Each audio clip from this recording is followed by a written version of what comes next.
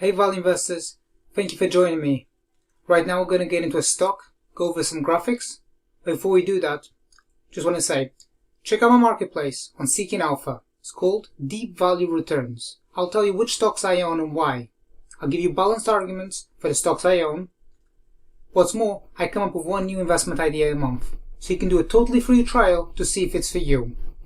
Deep Value Returns on Seeking Alpha. Let's get started. Hey value investors, thank you for joining me. Today we're going to talk about Alphabet and why I believe Alphabet is undervalued and offers investors positive upside potential. So we're going to talk about how it's ticking along, and then we're going to move on to talk about Waymo and why I think that could be something that would lead investors to re-rate the stock higher. Then we're going to move on and talk about its management and why its management is quite prudent. And lastly, I'll address its valuation. So let's get started.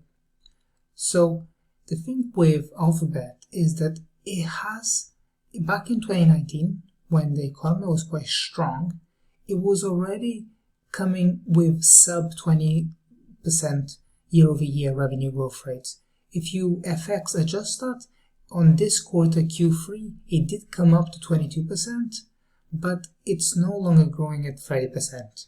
Alphabet is no longer growing at 30%, and investors have kind of lost the appetite for it because it's not a very fanfare stock. By that I mean it's not one that is very heavy on rhetoric. At this moment in time, I'm kind of being led to believe that companies that are very heavy on rhetoric are getting some stupid multiples on the upside, and Alphabet has always just played it quite softly and neatly, and I don't think that investors have really wanted to price it very high.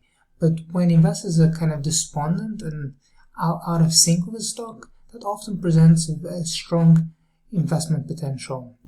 Now here's the thing, if you follow the whole ad space, you will know that Q2 2020 is likely to be very, very difficult for many companies. The whole ad industry back in April just got decimated. But I think that it has stabilized. If I look at some of the results from some of the smaller companies like Snap, they're an ad company, and their pricing power actually was quite strong towards the back end of June. It's highly possible that when Alphabet reports this Thursday, that they'll talk about the ad pricing stabilizing and that Q3 is going to look better than Q2 and Q4 hopefully will look better than Q3. So you should see sequential growth coming out of Alphabet.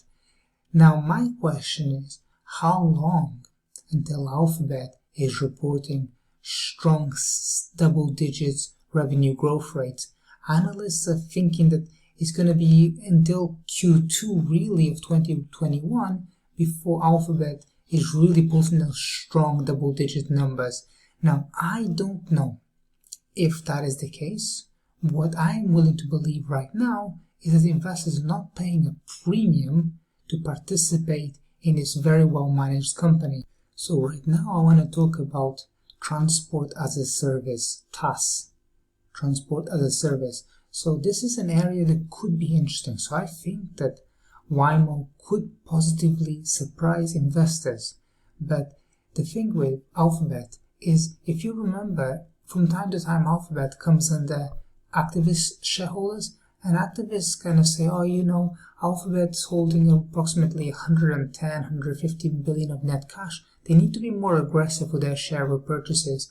And Alphabet's management team have always been quite pushing back, and I think they're doing the right thing. Many are already saying in the media that Alphabet should have been more aggressive with repurchasing their shares during the fallout of March, April time when the share price collapsed.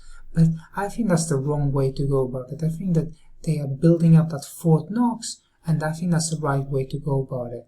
And they're investing in these kind of side projects. They're what they call other bets. And one of the big ones is Waymo. And I think that Waymo could be an interesting one.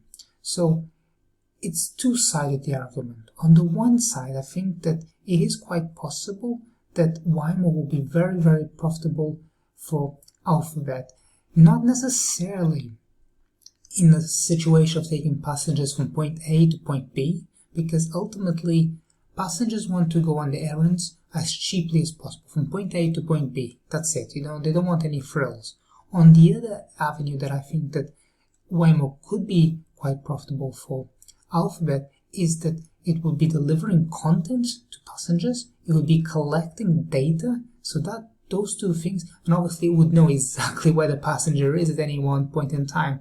So this ability to drive the passenger from point A to point B with a lot of AI into it and collecting all that data while delivering a lot of content, I think that this could be a positive ecosystem for Alphabet. Now, if you follow some of these kind of companies that have a bit of TAS into them, so one of them that I am a shareholder of is NVIDIA. So NVIDIA has been talking about the automotive opportunity for so long. So at the time when it started, it was 2016-17, it was talking about the automobile industry, that it would be exploding by 2023. And now we're halfway through 2020, and its revenue growth rate for that segment, that business unit, is actually down year over year, and it's not really getting the traction that Jensen would have felt back in 2016. That's not to say it's not going to take place. It just looks like it's going to be pushed back. This could be because of COVID. This could be because ultimately there's a lot of restriction in this space and what you can and cannot do. It could be that the companies that would be having to get involved with this are not willing to pony up the capital. It could be multifactorial. Ultimately, what is the reality is that it's taken a lot longer for this whole automotive self-driving industry to take off. It doesn't mean that TAS is not likely to be a very rewarding opportunity. It just means that it's going to be pushed back slightly. So now I want to talk about Alphabet's valuation. So Alphabet obviously does not really trade on a price to sales ratio, but I like to use a price to sales ratio because I use this as a goalpost for my investments. This is the way I want to think about it. Ultimately, every investor is unique, but this way I think you can encapsulate the sentiment of shareholders. So Alphabet is one of those few companies that has operating margins even after you account for stock-based compensation at approximately 21 to 23% operating margins, GAAP operating margins. So this is like transfers its revenues to operating margins at a very high rate at approximately 21 to 23%. So its sales are really, really worthwhile. I mean, it's really just churning out free cash flow. But you can see that in the tech space, even though it's probably one of like the most tech-facing companies, from 2018, but predominantly in 2019, we've seen like so many companies re-rating higher and trading at a really very pricey price to sales multiples. And it's kind of interesting because so many of these companies, I mean, I can't see a path to profitability, and it's just rhetoric really, but that's not happening with Alphabet. So when investors are kind of disenchanted with a company, that's often the best time to kind of build a position, and it could take a while, and oftentimes, that's saying that the market can remain irrational a lot longer than you can remain solvent. So you can build a position right now, and it's going to take about 2 years for you to probably see some upside potential. But that, from my perspective, that's fine. I'm happy to do that.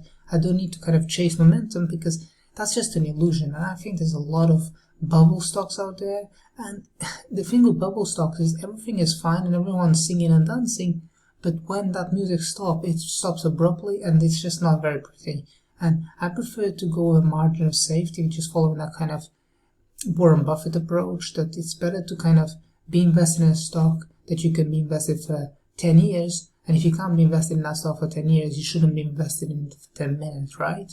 So that's the way that I do my marketplace as well. When I look about marketplace stocks, I have a select number of stocks that I think could generate strong upside.